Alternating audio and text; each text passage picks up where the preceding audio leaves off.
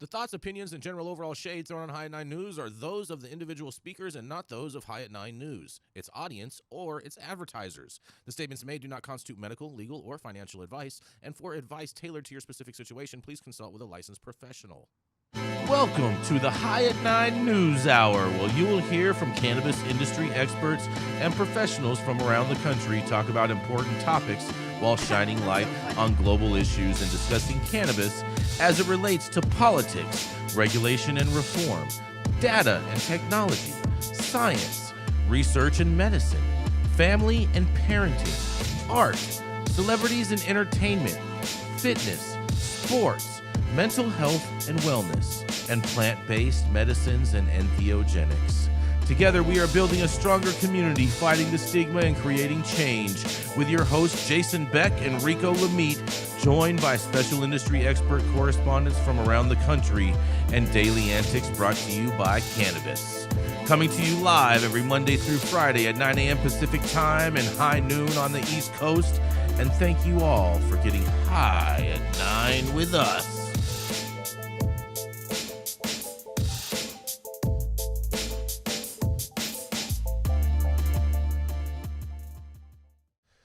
Oh, yeah. Good morning, everybody. Happy Monday. That's right. It's the most important day of the week. It is January 29th, and today that's right, it's for all the trappers out there because today is National Bubble Wrap Day.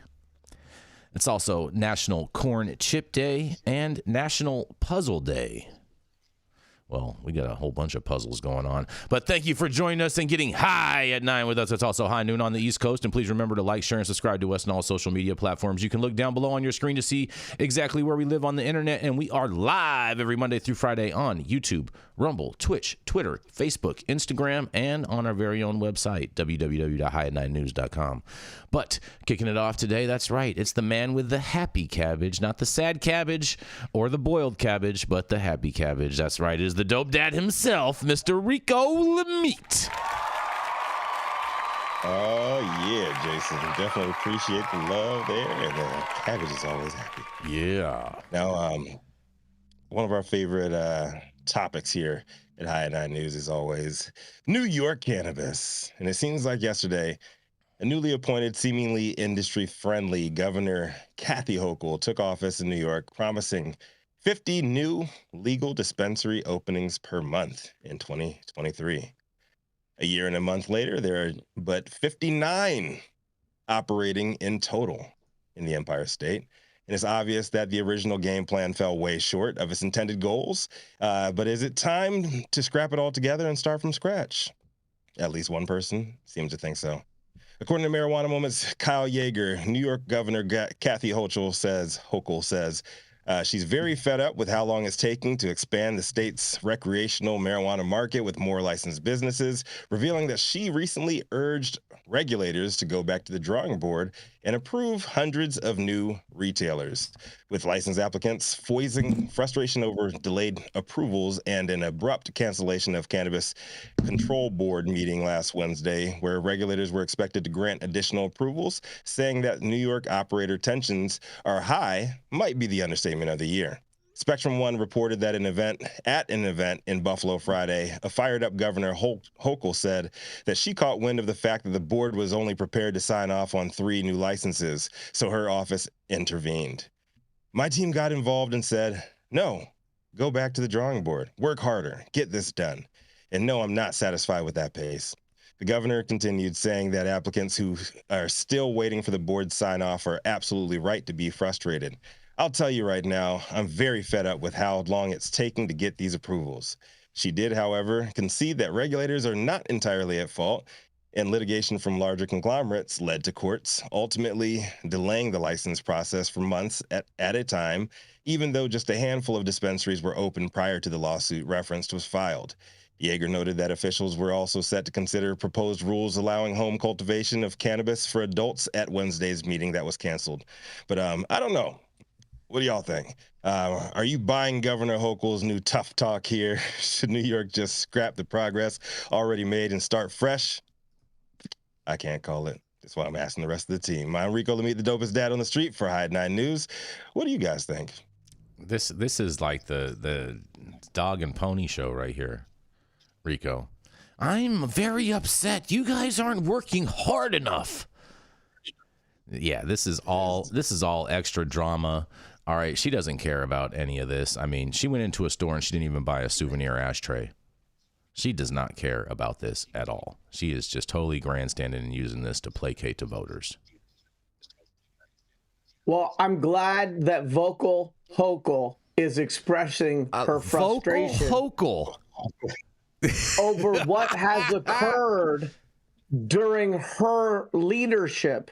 And so I don't know what you call that. Self-expression, throw your people under the bus, show that you can relate to the people who are trying to wait for your glacial change to speed up. But the truth is, she's got to own this. This is her bed. I'll give you a little bit of a spicy analogy. And with all due respect to the preeminent family, here we go. When D'Angelo lobbied at the last minute to remove the acreage caps through the organizations and companies that he owned in Salinas, and then came back 4 years later to decry corporate cannabis and the way in which it was ruining California's industry, it was like he wanted to be perceived as an outsider when he was an insider, but he was an outsider, but he was an insider. So Vocal Hochul wants to decry the glacial rate of change, the lack of progress, but that's all you, girl. So what are you going to do? Hit yourself in the head with a hammer? Because we saw this coming, and you saw this coming if you had half a brain. And your advisors saw this coming, and now it's here, and you made your bed, and yeah, it's uncomfortable for all stakeholders. Yeah, I mean, I like the analogy, Yarrow. I'm not mad at that analogy at all. It's, yeah, there's a not surprising. There's a photo in history books of our 33rd president, Harry Truman. He's sitting in front of a desk, and there's a little placard in the front of that desk, and there's a saying on the front of that placard. And you know what it says on the front of that placard, Jason? What does it say? It says, "The buck stops here." Hey, that's all I got to say about that. Hey, I'm with that. You know what I mean? I totally get it. The buck stops here. I understand that. I've led numbers of different things over the years. I totally get it. It's all based off leadership. And I mean, I think you can even equate that to possibly even the Lions losing yesterday when they decided not to kick the field goal and go for it on fourth down. It was the leadership call that called that play and caused them not to tie the game and be able to go into overtime. Yeah, listen, it's hard for me to disparage anything about that Lions coach. That guy had his players playing at a super high level. Oh, I give him major credit. I give him major credit. I give him major credit. Not. I'm not trying to take away or throw shade in regards to. I'm just saying.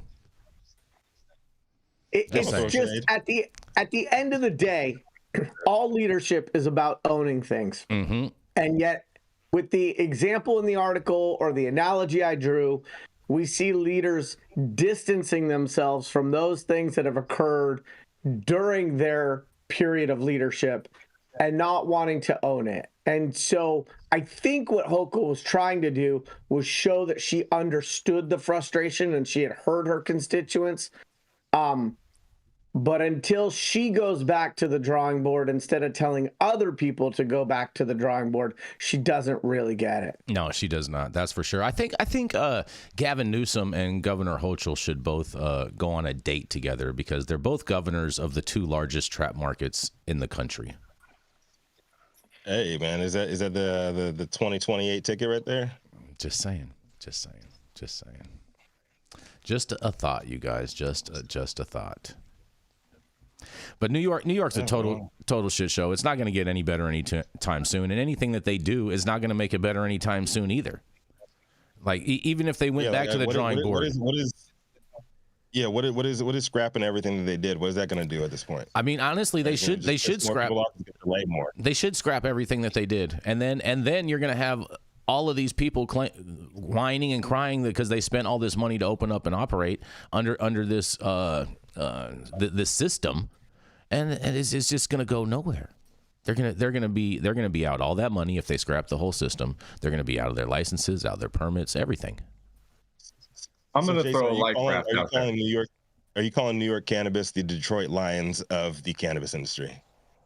No, because the Detroit Lions have far surpassed anything that New York has done in regards with cannabis. There was only one good thing that New York did with cannabis, and that was not arresting people in regards for smoking outside on the streets and whatnot. That was the best thing that New York did for cannabis, and ever since then, it's all been downhill.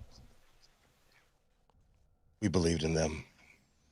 People. I mean, I'm going to throw them a life raft right now. I'm going to throw them a savior right here. Mm-hmm. I'm going to say, New York, if you would like the High at 9 News to sit on a panel and craft your cannabis policy for your state, we will charge a very, very low fee because we want to see it done in the right way. A nominal fee. Nominal fee.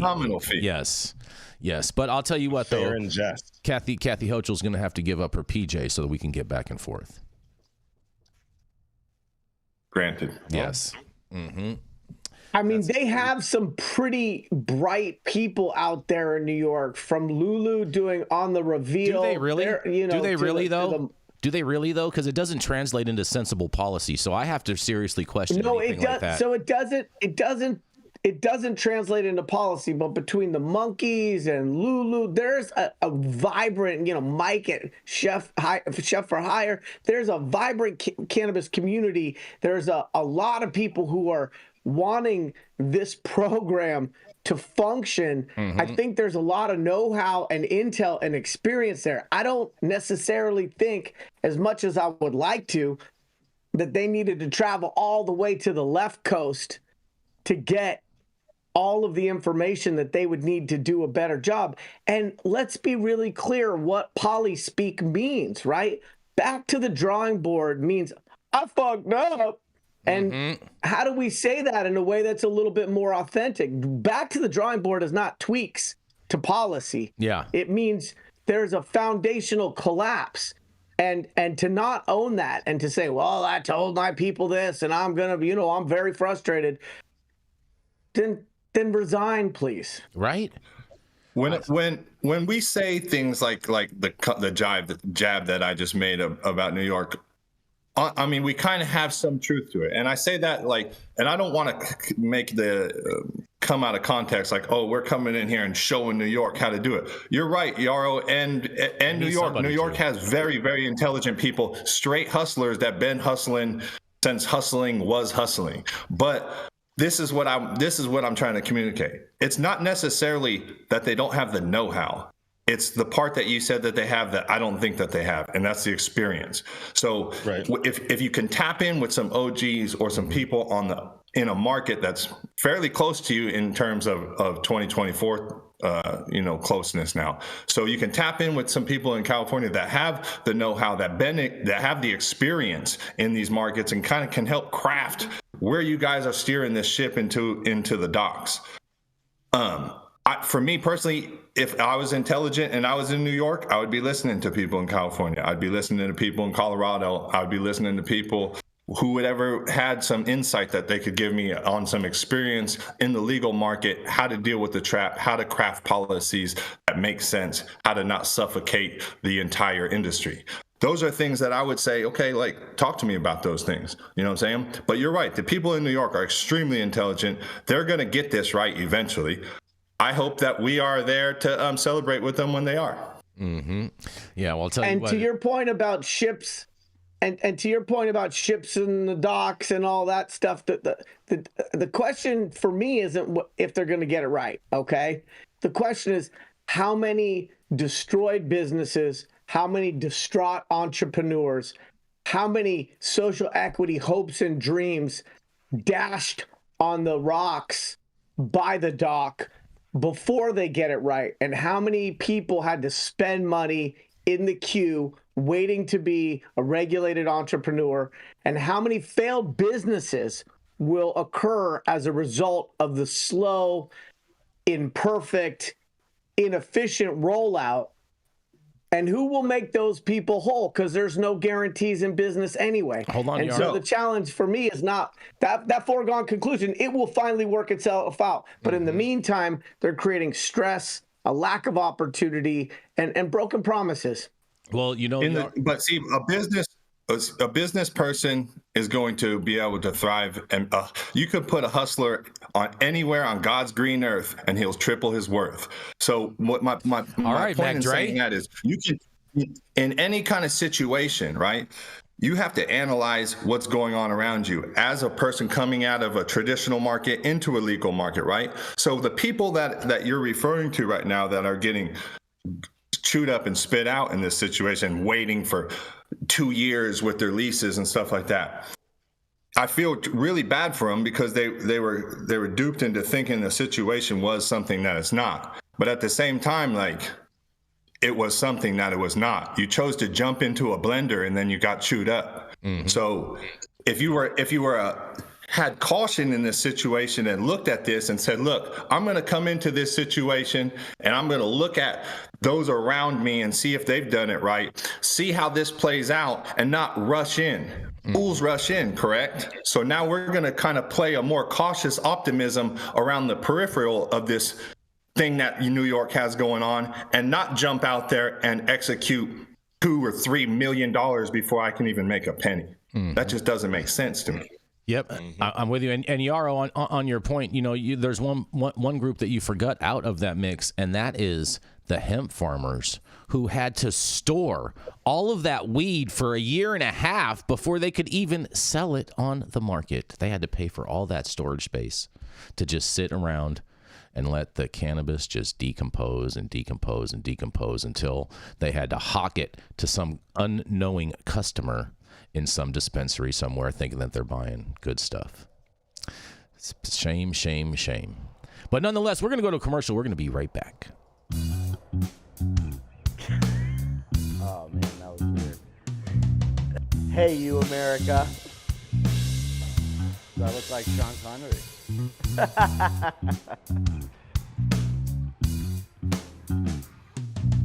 Good morning, America. Saman Razani coming to you live from sunny Los Angeles, California, with the one and only highest host, Mr. Jason Beck, smoking on the best weed in the world. Did you know that we have an audio-only version of our podcast? You can find it on Apple, Google, Amazon, iHeartRadio, and Spotify. No excuses in 2024. If you haven't checked us out, check it out now. And also, check out what the Prophet's doing in 2024.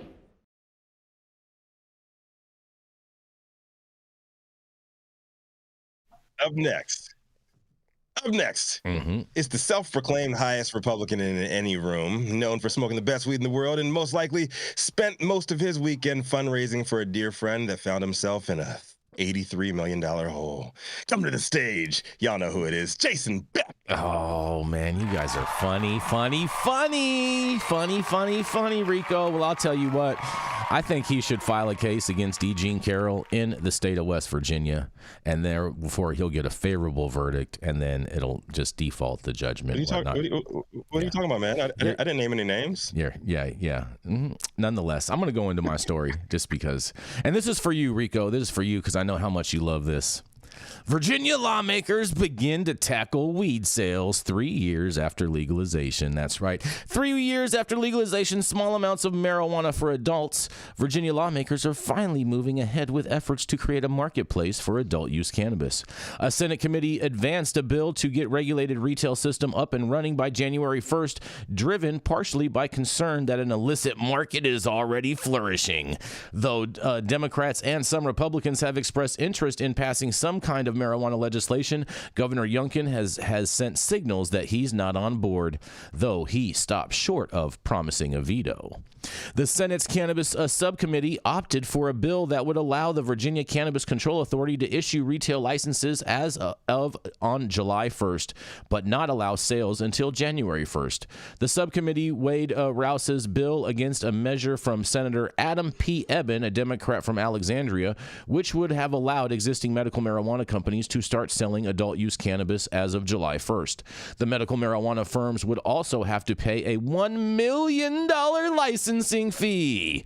On Friday, the Senate's Rehabilitation and Social Services Committee referred Rouse's bill to the Courts of Justice Committee on a bipartisan 10-5 vote, and the bill would increase the legal possession amount from 1 ounce to 2.5 ounces and impose a 12% retail cannabis tax. In the House of Delegates, Delegate Paul E. Kreitz is carrying a version of the bill that Eben sponsored in the Senate. There is no House version of Rouse's bill. Keats said he's concerned that the version of the legislation advancing in the Senate omits the effort to create small business incubators and help entrepreneurs from disadvantaged communities get a head start. The Krizik and Eben bills avoid racial discrimination and instead aim to set up an incubator partnerships between disadvantaged entrepreneurs and companies already active in the medical cannabis market. A resolution proposed by Delegate Terry G. Kilgore, Republican from Scott, would order the Virginia Cannabis Control Authority to study the creation of a retail marijuana marketplace and make recommendations for each of the next 2 years. If all the other retail marijuana bills fail, the resolution would be a backstop. On the House side, at least one Republican, Chris Obenshine, has told media in his district that he's interested in passing some kind of marijuana market regulation. Well, Virginia could have a retail market as of January 1st of next year, but I'm willing to bet something happens between now and then and it doesn't even come to fruition and the trap will survive. And all the residents in Virginia will still be going to D.C. to go and buy their weed because they can self-certify. But nonetheless, this is Jason Beck for the High at 9 News. What do y'all have to say about this? I'm from Virginia. Ain't nothing to do but cook. But what's the math behind this $1 million licensing fee for the medical firms to help pay for the small businesses? I'm with you, bro. This is not Florida, bro. This is Virginia. Okay. This is Virginia. I don't know what companies are even going to be able to pay this $1 million. They're probably putting it in there so then that way they don't have any of these companies and they have to start all new with all new people. I'm willing to bet that that's part of their plan. Yeah. I mean, this is replicatable policy misstep. Tax people at a really high level, but then say you're giving it to worthy recipients to justify the tax, create massive barriers to entry, and continue to look at cannabis as the curative cash cow for all other issues and policies that need funding. Exactly. It's crazy. It's crazy. Yeah. We've seen this a million times before. It's like looking back in time. I know how this movie ends. Number out there, they throw a number out there like cannabis farmers are making money, like they're making money hand over fist right here. And I was like, oh yeah, $1 million is going to help all the other ones. Rising tides, raise all ships and all that. But I mean, I'm feeling that Austin Powers guy, and the licenses will be $1 billion. Come on, it's crazy. I mean, I wonder. I love that, Yarrow. I wonder where is all of this $1 million designated to go to in the state? Please. What are they going? What are they going to be paying? Yeah, but they're not. Rehab. They're gonna be looking for the unlicensed grows like they're doing here in Operation Thor's Hammer of California. I think that's what they're gonna do. The money's gonna go to police, law enforcement, and drug rehab. That's usually always where it's earmarked for. And this is like the East Coast. Listen, East Coast, Virginia, New York included, whoever over there. Listen, the mafia had it they didn't lean on people so bad to where they went out of business. Like, maybe you guys got to take a page out of the mafia's book out there and say, hey, look, lean on these businesses a little lighter. Let them make some money so that they can pay your VIG. Come on. Right. Yeah. Exactly. Or they didn't make them pay like all that money up front. They collected their taxes on the back end and wait to see what they're making first before they're like, oh yeah, give me $1 million and they're gonna let you operate. Yeah, give me $1 million. We'll let you do whatever you want to do. Just go for it. Look, $1 million isn't what it used to be. These days, that's your traffic study, your archaeological report, your security diagram. I mean, the thing is, we need to shatter two false premises. One, which is that heavily taxing cannabis is a sustainable model, and two, that allocating those cannabis taxes towards worthy programs and recipients is fair to the fledgling regulated cannabis industry. Because who doesn't love orphans with cleft palates that need to be supported? And so they pick these great programs to support, but they're still taxing, which is at the end of the day just supporting the trap. Exactly. It's supporting the trap, and it's supporting all these bureaucrats that really could never get like real jobs. Never. It's a shame. And it's a burden to the people that are really trying to make this thing work. It's a burden to them. It's really hard to make it work when you have all these other things weighing you down like that. 100%. Hey, Luke, would you say like that these Virginia farmers have to pay a high price? Oh, a very high price. Very nice. They have to pay a high price just to be able to have weed for the people. Mm-hmm. That's right. That's right. And on that, we're going to go to a commercial, and we're going to be right back. The Control Tower from Highly Educated has perfected the dab. Utilizing the concept of thin film evaporation, you can waste none of it and taste all of it. The micro texture of the SE pillar increases nucleation at elevated temperatures. And with the tower propelling at 2,600 RPMs, it's certainly the most efficient dab experience to date. The Control Tower from Highly Educated. God damn it, I went out of order. Sorry about that, you guys. But nonetheless, coming up next, it's our very own outlaw correspondent, Mr. Luke Scarmazzo, who at one point in time did some time for a cannabis crime. But I'll tell you what, he didn't do no telling, but was convicted as a felon. That's right, it is none other than Luke Scarmazzo. Yes.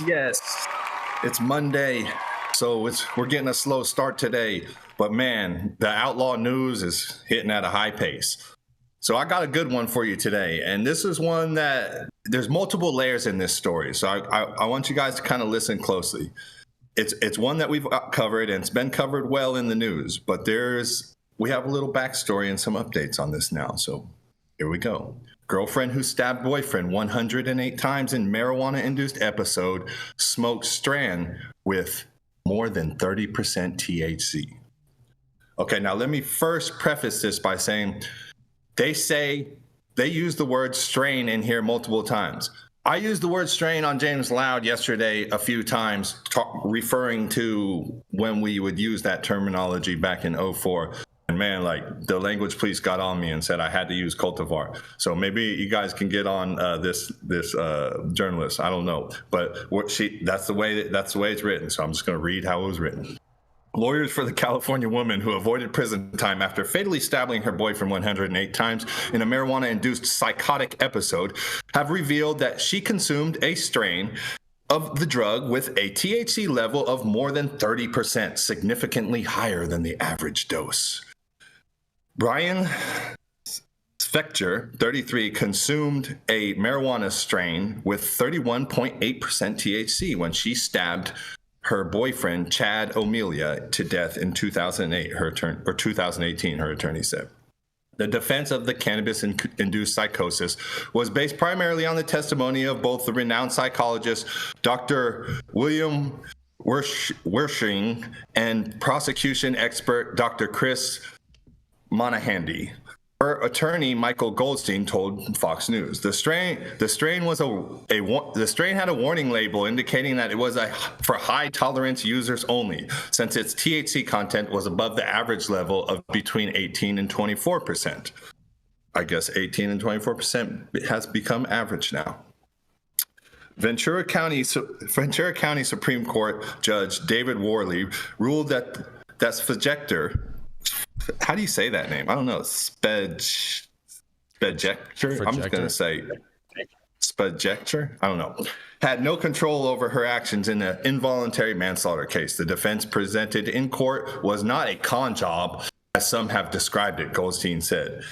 In a state of unconsciousness, Spector also stabbed her dog and then herself repeatedly after deputies were called into their apartment. Wilshire and Mohandy were among 4 experts whose work was cited in the trial who said Spector's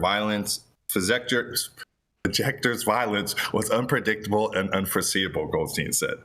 Spajector had only smoked weed less than half a dozen times before the fatal stabbing. She only smoked weed 6 times before the 7th time. Don't think you're safe on the 5th or 6th time. It could be the 7th time that you go into your psychotic episode. As far as DUI is concerned, her lawyers were asked to describe the difference in her case in a fatal drunk driving crash, which Goldstein chalked up to awareness, noting that Spajector did not know what she was getting herself into, as Malia provided the pot and did not show her the warning label. As far as a DUI is concerned, that person knowingly and consciously drinks to the excess and decides to get behind the wheel of a car, he said. In Miss Spajector's case, she took a hit of what she believed to be a legal consumer product in the sanctity of Mr. O'Melia's home as they sat on the couch with no plans to go driving home that evening. Goldstein described O'Melia as a well-documented, experienced, and chronic user of the potency of high-potency cannabis. Okay? Chronic user. I wonder if that was a pun. That came with the responsibility. With that information, Ms. Spajector could have made an informed decision, and this tragedy could have been avoided, he added. Outside of the courthouse, O'Melia's father, Sean O'Melia, said the system completely failed his son. After being convicted by a jury of involuntary manslaughter, Spajector received just 2 years probation, 100 hours of community service, and no prison time. The judge didn't do his job, Sean O'Melia said. He didn't do what he was responsible to do. Marijuana is legal in California for prescribed medicinal users over the age of 18 and for recreational users over 21.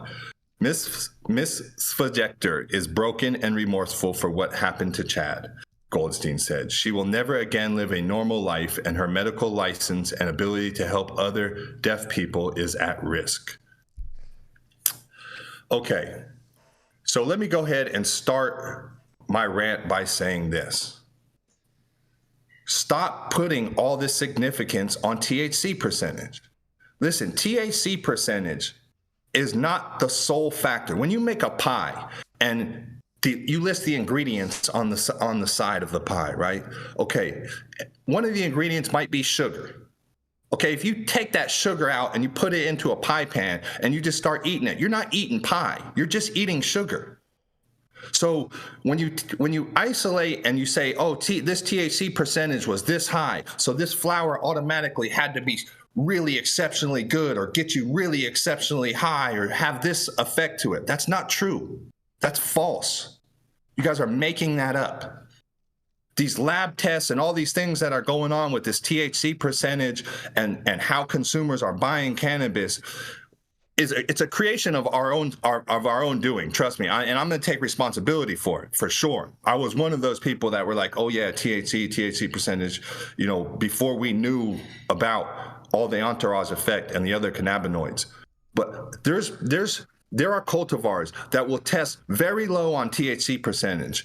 And if you consume them, they will make your heart race and it will make you feel like you're having a high energy and panic and things like that. It has nothing to do with THC. So for us to understand more of this, we have to do more research. We have to legalize the plant to open up more research. We have to federally legalize. We have to have interstate commerce. We have to open up and drop all of these barriers in order to understand this plant better, to where we can now have educated conversations about THC and other cannabinoids and how they affect the body, how they affect the mind. Not these BS studies about this psychosis that some doctor came up with and now everybody holds up in every situation and says, oh, high potency marijuana causes psychosis. That's BS. I'm saying that right now. Luke Scarmazzo, that is straight BS. Stop regurgitating false science and let's get some real science behind this plant, and then we can all really make informed decisions. Okay. I know why. Nobody can come. Go ahead, Yarrow. Nobody can come over the top of that. So Luke has given you the serious. I will give you the barely serious. Okay. First of all, I'd like to know what brand that was. Because that's a killer strain, obviously, and they are slaying it.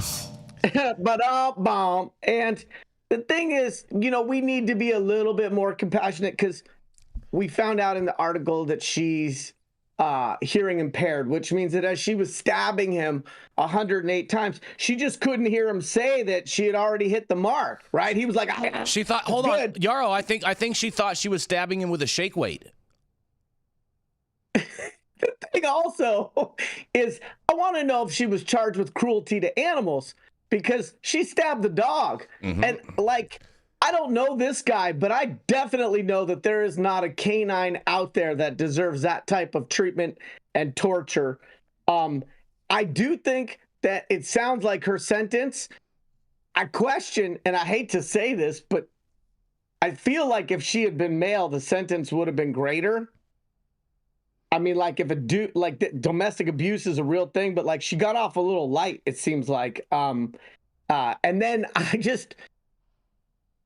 I can't help but think about how these kinds of cases set back the destigmatization of cannabis about 40 years. This defense just bothers me. The attorney who chose to run with it bothers me. I don't know that we have science to support this. And it seems like they're just playing to the headlines. I think I figured out why she was able to skate this case, Yarrow. I'm willing to bet that there was some cannabis operator that was on this jury, and because his name was Chad, is the reason why she got away with it. Because she was killing the Chads. That's why. Let's just say that we have already celebrity brands with convicted rapists. Let's hope this lady doesn't get out of jail and become the next celebrity brand. Bro, she's the Chad killer, bro. She's the Chad killer. I'm just saying, you can't make this up. Let's not forget that somebody did die here, and there's somebody's son that passed away in this situation. I don't want to be like the rain or on the parade type situation, but there was a tragedy that happened here, and it's sad how it's blamed on THC. It's sad how it's blamed on cannabis, and people who are familiar with cannabis and its usage will tell you that this had nothing to do with THC. This had nothing to do with cannabis or the number of times that she had used cannabis. This was a situation where we had somebody that had some severe mental health issues and needed help in whatever capacity. And I don't know what the situation was with her boyfriend, but listen, it's a tragedy all around. And to continue to mesh cannabis into it in the way that the news is doing it, and the way that has been done by doctors and these studies, is just it's tragic. And we need to switch that narrative. We need to switch that narrative off of this is caused by THC and drill down and say, hey, how do we help people in these situations, and then totally have a separate conversation about THC and cannabis. No, I agree with you, Luke. You're so right. It is a tragedy, and we do want to be mindful of the families, because there is someone that did lose their life in this tragedy. But at the same time, like this is the fact that she was able to get off with this type of a defense is just mind-boggling to me. Absolutely, and you're right, Luke. System. Mm-hmm. My natural inclination when faced with uncomfortable or sad topics is to make a joke about it, whether it's landmines or a Holocaust. Humor is the way that I approach even things that are not funny. But to your point, there's a loss of life here. There's a family missing a son. There is real pain and suffering and avoidable sadness that occurred. And it reminds me of that article that we covered here with the guy who tried to open the airplane door while the airplane was up in the air, and then tried to use the blame it on the defense. mushrooms. Yeah. And I think that, there is a legitimate conversation that should be happening about the increased potency of cannabis and what that does and how that's different than, say, the weed that was smoked at Woodstock. And Luke, to your point, I mean, you hit the nail on the head. We have a lot of people with mental health issues in this country that are being untreated or undertreated, and we see it show up overtreated. In a lot of crime. Overtreated even. Or overtreated. And we see that show up in a lot of crime, from a lot of crazy crime, a lot of tragedy, a lot of death. And so as a society, as a country, it would be awesome if in the near future, mental health treatment and access to those types of services, if we could lower those barriers to entry so that people could get the help they need, so that less people are impacted by those people's conditions. Yeah, and a lot of times what it is people with mental health conditions are self-medicating with cannabis. It's not necessarily that cannabis caused them to have these psychotic breaks or to have these episodes. It's like they found a plant that was helping them to be more tranquil and peaceful, and it doesn't work 24 hours a day. Sometimes they don't have access to it 24 hours a day. And I'm not saying that was the case here, but I'm saying that is the case sometimes. Is sometimes we have a lot of people who are self-medicating, and they want to make a causal correlation to cannabis and the offense, and that just isn't true. Mm-hmm.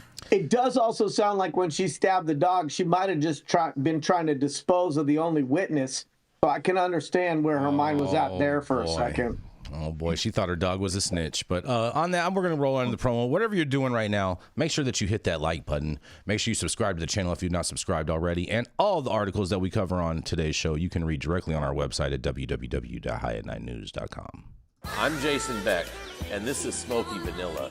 And if you want to feel as good as I look, then you need to get yourself a stretch and smoke with Smoky Vanilla. That's right, baby. I'm Smoky Vanilla. With my background in kinesiology, I'm a sports massage therapist and stretch coach. I focus mostly on athletes who have chronic pain or injury due to their sport, or the legends of the chronic in the game, baby. Oh, yeah, you know what it is. We just stretched, and now we're gonna smoke, because you know what it is. That's right. I love intuitively creating a session based on the individual I'm working with. We'll go through a few assessments, look at the past health history, injury, or anything that's still affecting you today, and create a customized session just for you. Let's go.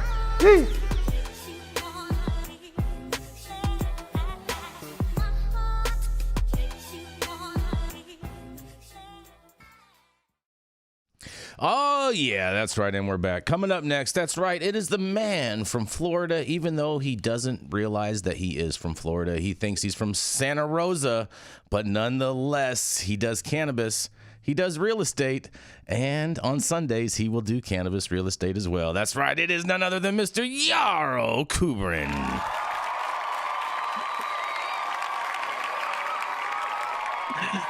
Okay.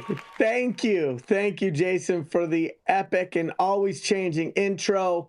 The only real estate that matters to me after yesterday is the field for the Super Bowl. Oh, yeah. And San Francisco shall prevail.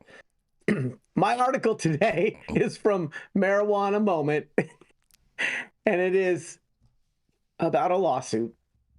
Oregon company withdraws interstate marijuana trade lawsuit, saying big things are coming very soon. Plaintiffs in a federal court case centered on interstate marijuana trade have voluntarily withdrawn their lawsuit against the state of Oregon, providing no public explanation for the move beyond saying that, quote, big things are coming on this front very soon, unquote. Jefferson Packing House, a state-licensed cannabis wholesaler based in Medford, filed suit against the Oregon Governor Kate Brown and others in November 2022, challenging a state law that bans exporting marijuana across state lines. While cross-border cannabis commerce is also illegal under federal law, the company said at the time that its goal was to invite Oregon officials to join them in pursuing reform. Pro tip, inviting people typically doesn't include suing them. We recognize that marijuana is still illegal under federal law and that this lawsuit will not change that fact, the company said in a letter to state officials when the suit was filed. However, we believe that the state of Oregon should be fully aligned with supporting its local marijuana industry, and therefore that Oregon law should no longer prohibit the export of marijuana to other states. In a one-sentence notice filed with the court this week, however, Jefferson Packing House withdrew its suit.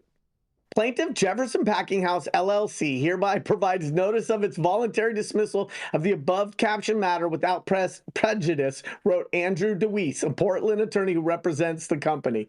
In response to questions from Marijuana Moment, DeWeese sent the following statement. Said the company remains committed to leading the way in a push towards a true national cannabis market. State prohibition on interstate commerce and cannabis remains unconstitutional, he said. Today's procedural move does not change any of that. Big changes are coming on this front very soon. DeWeese did not immediately respond to a follow-up email. Lawyers for the state have previously asked the court to dismiss the case, asserting that Jefferson lacks standing. In a January motion, they wrote that because federal law also prohibits the export of cannabis products, the company's alleged injuries are not likely to be addressed by the relief that it is seeking. Further, they argue the Dormant Commerce Clause does not apply as the lawsuit describes it. That doctrine prohibits states from treating interstate and intrastate commerce differently, the state's filing says. Here, however, there is no interstate commerce to treat differently. A reply last March from Jefferson, however, contended that the Federal Controlled Substance Act did not eliminate commerce in marijuana any more than a criminal statute eliminated the act or conduct it forbids. It's not clear what might have led the company to drop its legal challenge. The move, first reported by Law 360, may signal that the company expects a future development that would allow interstate commerce, though it also is possible the company is concerned that the unfavorable ruling would cause more harm than good. Legal changes at the state level, for example, undoing the prohibition on interstate trade, could also render the case irrelevant. Federal rescheduling of marijuana would conceivably allow some cross-border cannabis trade, at least of medications approved by the Food and Drug Administration, but it's unlikely that a Schedule II designation, Schedule III designation in itself would allow state legal cannabis businesses to broadly engage in interstate commerce. Already, Oregon has a law on its books, which Brown signed into law in 2019, that would permit the state to export and import cannabis across state lines, but only if the federal government makes it legal, or if the Justice Department implements an administrative policy allowing for such commerce. The Justice Department has not signaled that such a policy change is forthcoming. All three West Coast states that have interstate commerce laws on the books, in fact, with Washington adopting a similar law to Oregon's in May of last year, and California has also enacted a cross-border cannabis law, but under that policy, the state attorney general could also trigger the implementation regardless of federal considerations. In January of last year, state regulators requested that Attorney General Rob Bonta prepare that guidance. Bonta's office, however, said last month that launching interstate cannabis commerce could put California at significant risk to federal action. You think? In 2022, the federal appellate court ruled that Maine's law prohibiting non-residents from owning medical marijuana businesses in the state violated the Commerce Clause of the U.S. Constitution. Some experts believe that the same rationale in validating the residency restrictions comes into play with state-level bans on marijuana imports and exports. Disallowing import and export of medical cannabis between consenting states could be construed as similarly protectionistic and unconstitutional, the thinking goes. Meanwhile, in Oregon, both Republicans and Democrats have expressed interest in rolling back certain provisions of Measure 110, the state's historic voter-approved law that decriminalized possession of all drugs. Though Oregon's Secretary of State said last year that the law has improved treatment, critics contend that police need to be able to make arrests and charge drug users in order to encourage treatment. All right, so let me kick this off for y'all real quick, okay? We have talked on this show about lawsuits where I believe that the value of the lawsuit is the PR play. And so here we have an Oregon cannabis business suing the state that already passed a law in 2019 indicating its willingness to participate with interstate commerce and justifying the lawsuit as an invitation, okay? Let's be really clear about words. When I get an invitation, it's usually to somebody's wedding. When I get an invitation, I get a place to go. I get to eat some finger foods. Maybe I even get to dress up. Suing somebody is not an invitation. So that kind of double speak doesn't go over well with me. And then not having standing and trying to sue Oregon over a federal issue, all I can say is probably the reason why they dropped this lawsuit is because they ran out of public relations resources that was allowing them to get their 15 minutes of fame and be a larger part of a larger and broader conversation around federal illegality. However, it is my personal opinion that when we complain about the wasted resources with overregulation and burdensome taxation, that this Oregon cannabis business wasted a bunch of taxpayers' time and money by suing Oregon. This is Yarrow Kubrin, Monday morning, December 29th, High at 9 News. I'd like to know what you guys think. Man, I mean, I smell a trade-off. I smell a trade-off somewhere, Yarrow. I feel like this is part of a bigger story, and this is just the first step of that. This is all hype and BS because they said, oh, big things are coming soon. You don't know if big things are coming soon. You're not the federal government. You're not in any of those regulatory agencies. Shut your pie hole. Go back to barbecuing on a Sunday on your Traeger and know that you just wasted a bunch of taxpayer resources by suing a state that already has a relatively friendly policy. Mm-hmm. Exactly. He realized he stepped in. I'm willing to bet this is part of a broader settlement for him because he probably wants something done there locally, and in order for him to get that done, he's going to need to drop this lawsuit. That's what I think. I think there's something else going on that this article is not touching on. I mean, in the Pacific Northwest, what do you think, Luke? In the Pacific Northwest, it rains too much. They get really depressed up there. It's gloomy. It's like 9 months out of the year. You know, most of my friends that are in Washington, Oregon, BC area, like, they're a little throwed. I love them. They're my guys. I'll ride for them to the end. But listen, it does something to you up there when you live in that like gloomy weather, and it just, man, like, you know. But hey, it's hard to talk about these situations, right? Because we see just the repeat of so many things happen again and again.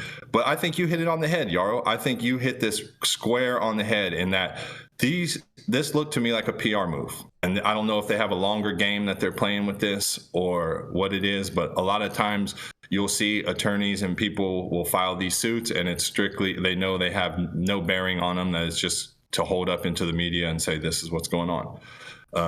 It's a waste of money. California is notorious for it. We clog the system with all these dumb lawsuits of, but it is what it is. It's the nature of the beast that we've created in this bargaining justice system that we call. And now you have people that want to exploit it and sue everybody for everything. And this is a chicken coming home to roost. Mm-hmm.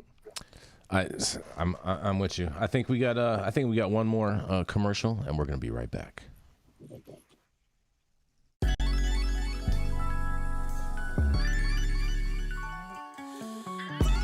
Get ready for the 20-year anniversary celebration of the Emerald Cup. The Emerald Cup will be held at the Henry J. Kaiser Center for the Arts in downtown Oakland, May 4th and 5th. Get your tickets now for best pricing. Cannabis categories include flower, pre-rolls, solventless concentrates, solvent concentrates, cartridges, edibles, topicals, tinctures, and alternative cannabinoids. So enter early for your chance to be a winner at the 20-year anniversary Emerald Cup competition.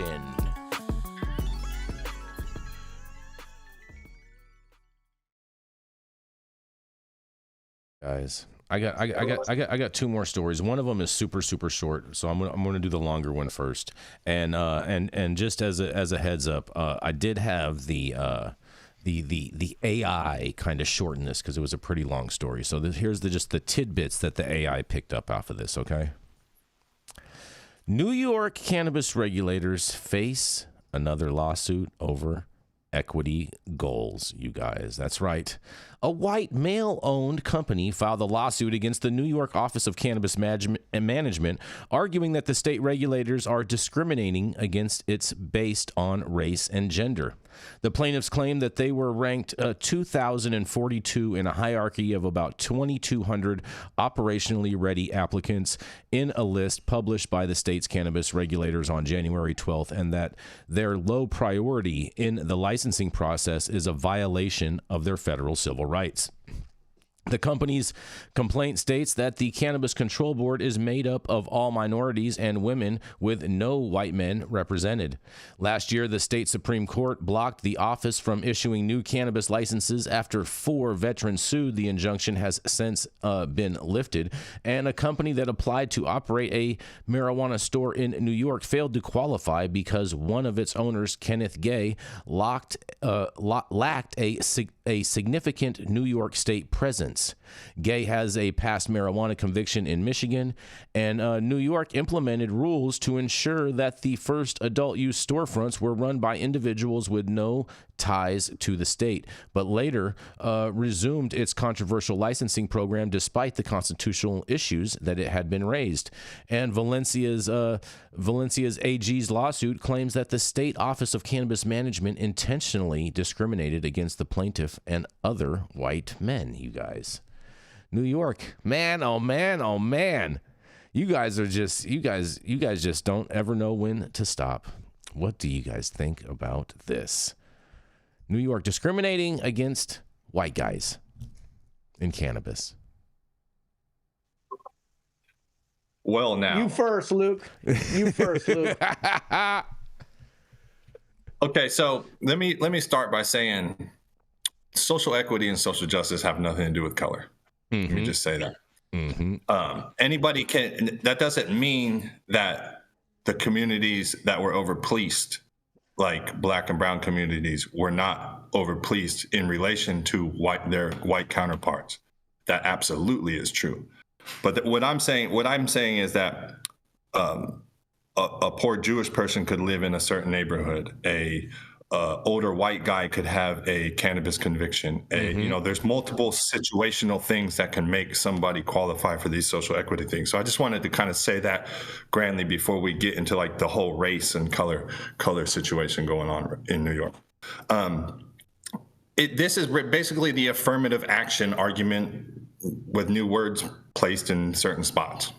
That's it. It's the same thing. It's the same legal arguments that were brought before the Supreme Court in regard to college tuition or college applications. So this is just a philosophy, right? This is just, if you think that certain people didn't have opportunities and had a more difficult time achieving the same level of achievement as other people, then you will agree that this is something that needs to be fixed. If you think that Black and brown and Asian people or Black and brown and purple people are underrepresented in a certain institution or a certain industry, and things need to be done to make sure that that playing field is even, then that is your prerogative to feel like that. Two different schools of thought, right? And I'm not going to call either one wrong, but you are going to be on one of two sides on that. Now, in this New York situation, I mean, it's hard for me to get behind any individual. I don't care what color you are, that you come in and you say, hey, I shouldn't be pushed down on the priority scale over somebody who actually had to sacrifice and pay a price for us to be where we're at, and for you to even have that argument. So that's what my feelings are on it. I'll kick it back to you guys.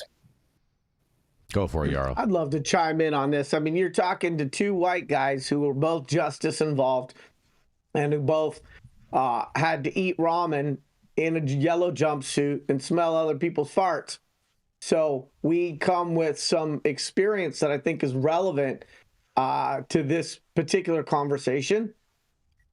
So if we use that criteria of justice involved, and we know the Black and brown communities were disproportionately impacted against, there is a natural, I think, line of logic that you could say, even just using that justice involved criteria means there's going to be 4 to 5 times more Black and brown people who got caught up in the criminal justice system as a result of that disproportionate enforcement in those communities. I think that's a good way of looking at it. The thing is this, right?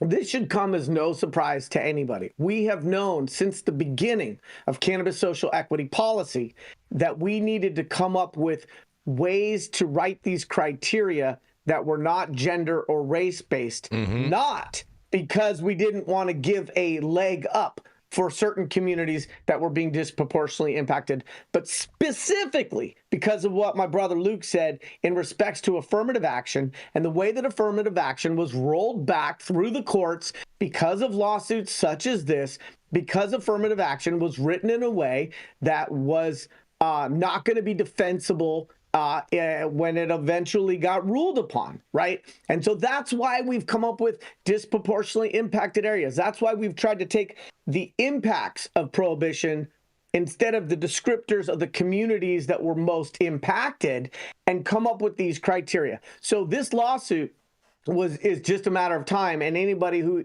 has ever looked at public policy knew that this was coming. And there's been a robust debate around this month, especially on the heels of Martin Luther King's Day. That there's no question that Black and brown communities were more impacted. But let us not forget indigenous communities. Let us not forget what happened on the reservations. So I think that the challenge is that we need to come up with a set of impacts that don't identify who it was, who those groups were, because we have a very, very conservative Supreme Court. This is not the era to be taking lawsuits all the way up the flagpole and hope that you're going to get some sort of socially progressive outcome. And so we really do need to think about social equity, not just in terms of justice involved, but the families, the immediate families of those that were justice involved, and ways to write criteria that speak to the disproportionate impact without making it about gender or color. Not because it isn't, but because we know it's not going to be defensible when these lawsuits happen. And they are going to happen, and this is one of them. It's not the end of it, and we need to be smarter than that when we write policy. Mm-hmm. Well said, you guys. Well said. In the essence of time, I'm gonna roll right into this last story, you guys. And it's a quick one. This is for you, Luke. I got one for you. All right, here we go. California police chase nets huge haul of shrooms and marijuana. That's right. The California Highway Patrol officers working the graveyard shift seized nearly $500,000 worth of psychedelic mushrooms and marijuana after an overnight pursuit. According to an Instagram post from the CHP's East LA station, officers attempted to make a traffic stop on a vehicle, but the driver had other ideas. The driver failed to yield, and our officers, along with an airship, aka helicopter, went into pursuit. The Instagram post said, upon the pursuit's termination, officers seized approximately 120 pounds of psychedelic mushrooms and 40 pounds of marijuana, authorities said. An estimated street value of the drugs was nearly $400,000. CHP did not go into detail about where the pursuit was initiated and how long it lasted or where it ended. But I have a question about this cop math, you guys. What is going on with this, and how are they quantifying that this many 120 pounds of psychedelic mushrooms and 40 pounds of cannabis is coming out to $400,000? Can anyone please explain this to me? All I know is that this is why I sat at Popeyes all night waiting for that fool. Yeah. Oh, I was like, man. No. Oh, but, man, they snagged your shipment. I don't know. I don't know how they come up with these numbers. Like they're different every time. Mm-hmm. I don't know what scale they use for any of this. I don't know if they just freestyle it. This is, I mean, 400,000. Okay, so let's just say. Who knows? Oh man, I can't even, like, with the numbers, the 120 pounds and 40 pounds, so that's 160 pounds. This is not correct math, you guys. Not even in this. Like this is even worse than government math. I mean, I can tell you what they should have cost. Yeah, I can tell you the real value, but nonetheless, I'll let you guys put it in the chat in the calculator. You guys figure out what you guys think. But man, oh man, high speed chase. What did you think of this wording of the ghetto bird calling it an airship? Are they getting ready for an alien invasion with this press release? I mean, it's always a justification of the militarization of our domestic law enforcement agencies. And so they have been taking military gear and militarizing the police for decades, including taking surplus military equipment from Iraq and giving them to local police departments. And look, I want every police department to have a SWAT team. In Sonoma County, Henry Chapter 1, they put that helicopter on the chopping block for budget reasons. I was like, are you kidding me? How do you expect to pluck some tourist off a rock at the coast when they overestimated underestimated what the tide was going to do? So we do need police and police helicopters for rapid response and to get to hard to reach areas. But the challenge that I have is that more broadly, we have seen a lot of equipment in the hands of local and domestic law enforcement that wasn't initially designed for it. And so when I hear them talk about the airship, what comes up for me is they're probably meeting with their local supervisors next week to talk about next year's budget. And they want to show the effectiveness of having that steel bird in the sky to be able to apprehend the bad guys. Mm-hmm. Mm-hmm. I mean, when I hear airship, I think like of an Apache attack helicopter or something like that. You know what I'm saying? Yeah. I think and I think you're right, Yarrow. I think that is the terminology they use. I don't think that's a coincidence. I think that's by design. And over the last 30 to 30 years, I would say our police and law enforcement have been ultra militarized. In Modesto, they have like helicopters and tanks and shit. I'm in the Central Valley. What do you need something that can like crush a house for with a tank? Like, well, I think they were cheaper than bulldozers, Luke. They may be, but my point is, it's the look. A bulldozer looks like something you're doing construction on. A tank looks like something you're occupying my neighborhood with. And I spend more than a little bit of time in construction, project management, et cetera, et cetera. And I know the cost of bulldozers and I know the cost of tractors. And I can absolutely tell you that those tanks are much, much more expensive. And so part of this is that when these departments are bequeathed this equipment, there's some benefits for the agencies that are giving this surplus equipment away. And then it establishes a line item in that budget once you've received that equipment to pay for maintenance and training and all that other stuff. So it's a budget grab. But I'll give you an example. The CIA had developed, I think, and don't fact check me, viewers, but I think the CIA had developed a targeting program called Black Asphalt. And Black Asphalt was subsequently used by the FBI. And then I believe the FBI gave it to the local law enforcement here in Sonoma County. And then they used this Black Asphalt program to profile drivers going up 101, our local freeway, to determine who they should pull over in the hopes that those people might have cannabis contraband so that they could search those people, bust them, arrest them, asset forfeiture them, and keep that pipeline of defendants in our local criminal justice system robust. And it was subsequently ruled that that wasn't the right use of Black Asphalt. But it's just another example of taking these programs or tools that were designed for incredibly important, sensitive military uses and just letting them waterfall down to the local level for the enforcement against just state crimes. And I think that that's a slippery slope. We've established a precedent around that for way too long. And this airship, gunship, mothership, whatever the hell they're using it, they didn't say whirlybird helicopter. My kids would never use that term if they saw something flying over. And Luke's right. It's this way in which we as a society here in this country tend to overly adore all things military. And it's great to thank people for their service, and we need a military, but we tend to prey on the altar of sports, military, violence, and a malformed notion around the Second Amendment. And so we don't need motherships, gunships, airships. We need helicopters that can help rescue people off rocks. Oh, yes. And on that, we're going to close this out. Thank you all for joining us and getting high at 9 with us every Monday through Friday at 9 a.m. Pacific and high noon on the East Coast.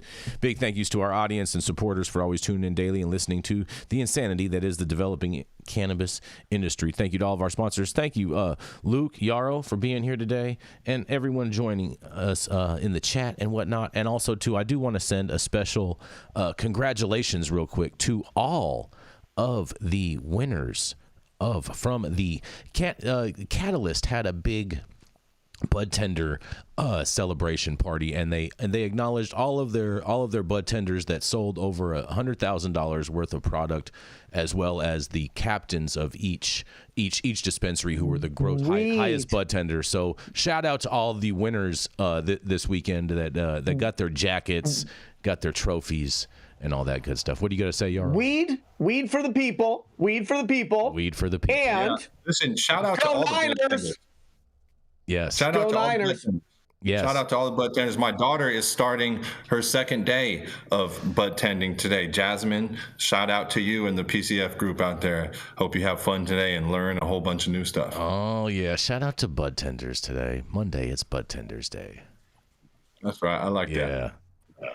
Let's run it at them. Oh, also.